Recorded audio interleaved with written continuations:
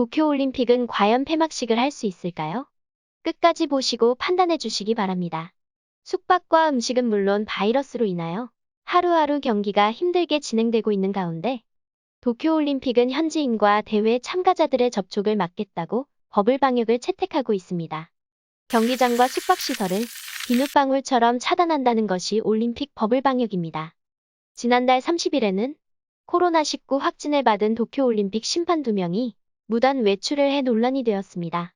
도쿄올림픽 관계자가 코로나19 확진을 받은 후 무단으로 외출한 사건은 처음으로 보입니다. 올림픽 숙소와 경기가 열리는 경기장 인근은 도심과 가까워 지하철 등 현지인과 경기 관계자들이 언제든지 부딪힐 수 있습니다.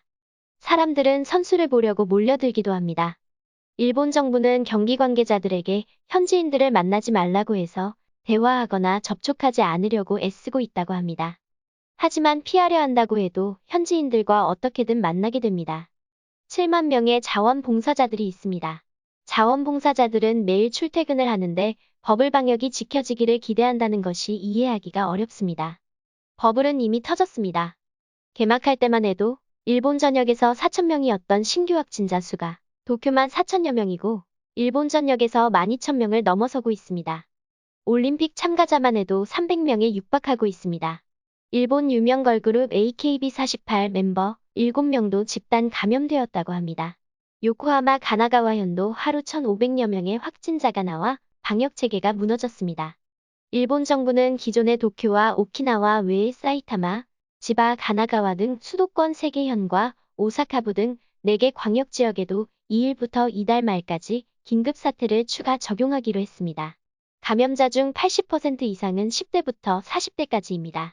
올림픽은 활동성이 강한 젊은 층에서 전파력을 더욱 높이는 매개체 역할을 하고 있습니다. 일본 정부는 사태를 지켜보면서 통행 제한 등 대책을 세우겠다고 하지만 마땅한 대응을 마련하지 못하고 있습니다.